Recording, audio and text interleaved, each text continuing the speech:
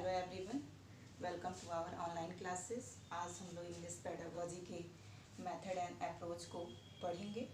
Method and approach of teaching English, कौन कौन से मेथड्स और कौन कौन से अप्रोचेस होते हैं जो टीचिंग इंग्लिश में हम यूज़ करते हैं। मेथड की बात करें तो method deals how to teach, किस तरीके से आपको पढ़ाना है यही मेथड डील करता है। या आप ये भी कह सकते हैं कि a method is a way of doing things is called method. Method किसी भी कार्य को करने का जो तरीका होता है वही सिद्धांत कहलाता है, वही मेथड कहलाता है। दस method is an overall plan of teaching English, यानी हमारी टीचिंग इंग्लिश की जो ओवरऑल प्लानिंग होती है वही मेथड होता है। And approach, approach is an attempt for an improvement in teaching language based on some assumption, कुछ एज्यूम करके टीचिंग लैंग्वेज को इम्प्रूव किया जाता है, जिसमें अप्रोचेस की हेल्प ली जाती है क्लासरूम में टीचिंग करते टाइम। टीचिंग मेथड में टीचिंग मेथड अप्रोच के साथ टेक्निक्स भी हम क्लासरूम में यूज़ करते हैं।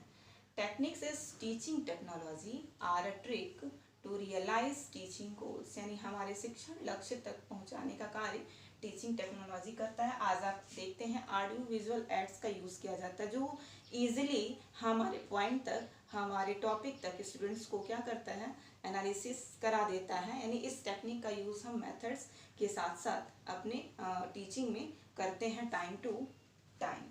Methods and approach of teaching English, कुछ मेथड्स एंड कुछ अप्रोचेज हैं हमारे टॉपिक में जो हमको पढ़ने हैं। फर्स्ट ग्रामर ट्रांसलेशन मेथड है, सेकंड डायरेक्ट मेथड है, थर्ड बाइलिंगुअल मेथड है, fourth doctor West new method है, and next audio lingual method है। अप्रोच हमारा स्ट्रक्चरल अप्रोच है, सिचुएशनल अप्रोच है, कम्युनिकेटिव लैंग्वेज टीचिंग अप्रोच है। यानी ये अप्रोचेज और स्ट्रक्चर्स, ये अप्रोचेज एंड मेथड्स हमको अपने टीचिंग में पढ़ने हैं।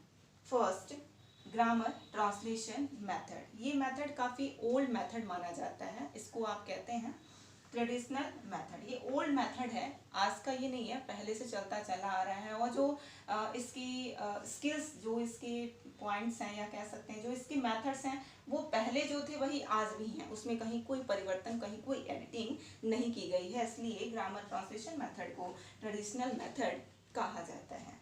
ग्रामर ट्रांसलेशन मेथड को ही क्लासिकल मेथड भी कहा जाता है।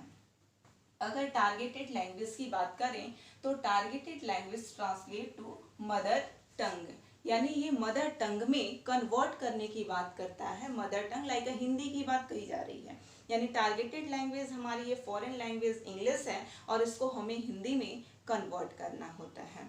फोकस रूल्स, यानी ये जो मेथड है वो फोकस करता है रूल्स पे। रिटन टेक्स्ट एंड कॉम्प्रिहेंशन, यानी रूल्स पर फोकस करता है और जैसे ही रूल्स समझ में आ जाता है टेक्स्ट को राइट करने आ जाता है एंड कॉम्प्रिहेंशन भी समझ में आ जाता है। Spoken aspect of language is neglected, इसमें स्पोकन को उपेक्षित किया गया है, नेग्लेक्टेड किया गया है, चूंकि रूल्स की बात की जाती है, सिर्फ और सिर्फ रूल्स बेसिस होता है, स्पोकन बेसिस ही नहीं होता है। स्पोकन सेंस पर आधारित होता है, बेस्ट होता है, बट ये रूल्स को फॉलो करता है। तो कह सकते हैं spoken aspect of language is neglected, यानी इस मेथड में स्पोकन को नेग्लेक्ट किया जाता है। ग्रामर इज टॉट डिडक्टिवली, डिडक्टिव और इंडक्टिव मेथड की बात होती है। डिडक्टिव रूल्स आफ्टर एग्जाम्पल, यानी इसमें पहले रूल्स बताने हैं और उसके बाद आपको एग्जाम्पल बताने होते हैं अपने स्टूडेंट्स को। Learning and speaking is not used in this method, यानी इस मेथड में स्पीकिंग, लर्निंग और स्पीकिंग यूज नहीं की जाती है, साथ में reading and writing used it, यानी RW यूज किया जाता है। RW मेजर फोकस्ड, यानी देखा जाए तो रीडिंग और राइटिंग को बहुत अधिक फोकस किया जाता है लिसनिंग एंड स्पीकिंग की अपेक्षा। Students are listen passively, students सुनते रहते हैं, जो आप बताते हैं वो सुनते हैं, जो सिखाएंगे वही सुनेंगे, यानी टीचर के ऊपर डिपेंडेंट होता है कि वो जो भी बताएंगे, जैसे ही बताएंगे वही स्टूडेंट्स क्या करेंगे, सुनेंगे और ऑब्जर्व करेंगे और वैसे ही उसको वो फॉलो करेंगे। ग्रामर ट्रांसलेशन मेथड, या इन this method learning is largely by translated and from the target language। यानी आप इसको इसमें सीखते ही हैं, हम इस मेथड में सीखते ही हैं ट्रांसलेट करना, अनुवाद करना। किसको? तो हमारी जो टारगेटेड लैंग्वेज है, जो हमारी फॉरेन लैंग्वेज है, उसी को, यानी उसी को ट्रांसलेट करना ही इस मेथड में बताया जाता है। Grammar rules are to be memorised. इसके जो रूल्स होते हैं वो स्टूडेंट मेमोराइज्ड कर लेते हैं, यानी उनको लर्न हो जाता है। And long list of vocabulary learn by heart, यानी बच्चों को बहुत लंबा, बहुत अधिक शब्दकोश, वोकैब्स स्ट्रांग हो जाते हैं, लर्न हो जाते हैं इस मेथड के द्वारा। Teacher reads every sentences and every passages translate mother tongue, translate into mother tongue. Teacher जो है वो प्रत्येक सेंटेंसेस को, प्रत्येक पैसेजेस को क्या करते हैं? ट्रांसलेट कर देते हैं मदर टंग में, वर्ड बाय वर्ड। जितने भी हमारे टेक्स्ट के पार्ट होंगे सबको ट्रांसलेट कर दिया जाता है इस मेथड में, इस मेथड के द्वारा। डायरेक्शंस, इस मेथड के डायरेक्शंस को अगर देखेंगे तो नोन टू अननोन, यानी नोन टू अननोन को फॉलो किया जाता है। मेथड ऑफ इंस्ट्रक्शन की अगर बात करेंगे तो वो हिंदी होगा, क्योंकि ये टारगेटेड लैंग्वेज हमारी इंग्लिश होती है और उसको हिंदी में ही कन्वर्ट किया जाता है। Focus, rules of grammar.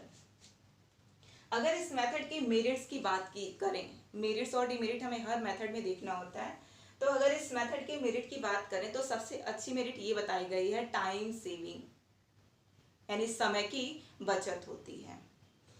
And clarity vocabs, जो शब्दकोश हैं वो स्पष्ट होते हैं, स्पष्ट स्टूडेंट लर्न कर लेते हैं, मेमोराइज्ड कर लेते हैं। एंड एप्रिसिएटिव थियरी, यानी इस मेथड की सबसे बड़ी मेरिट कही जाती है कि in this method follow appreciative theory. यानी अगर एप्रिसिएटिव थियरी बोला जाए तो आप ये कह सकते हैं learning is to connect old and new ideas, यानी पुराने जो भी हमारे धारणाएं हैं, पुरानी जो हमारे ट्रेडिशंस हैं, उसको नए विचारों में जोड़ने का कार्य इस मेथड के द्वारा किया जाता है। क्योंकि ट्रांसलेट करते हैं तो आपको जिस तरीके से समझ में आता है आप वैसे ही करते हैं, यानी जो सेंस आ जाता है आप वैसे ही उसको ट्रांसलेट कर देते हैं। तो कहा जाता है आर्ट ऑफ ट्रांसलेशन, यानी ट्रांसलेशन करने की इसमें बहुत सारे तरीके भी सीख जाते हैं बच्चे और उसको वो फॉलो भी करते हैं, यूज भी करते हैं। नेक्स्ट अगर इसके मेरिट की बात करें तो shortest way for every situation, यानी सभी सिचुएशंस में काफ़ी ये आसान माध्यम माना जाता है। And correct language of use English, यानी स्टूडेंट को किस तरीके से इंग्लिश यूज़ करना है, सही तरीके से यूज़ करने आ जाता है इस मेथड के द्वारा। मेरिट्स के साथ ही साथ अगर डिमेरिट्स की बात करें तो गेटिंग एब्सोल्यूट, यानी इसमें कहा गया है कि गेटिंग एब्सोल्यूट, इस मेथड को धीरे धीरे विलुप्त होता हुआ देखा गया है। गेटिंग एब्सोल्यूट, धीरे धीरे ये मेथड समाप्त होता जा रहा है।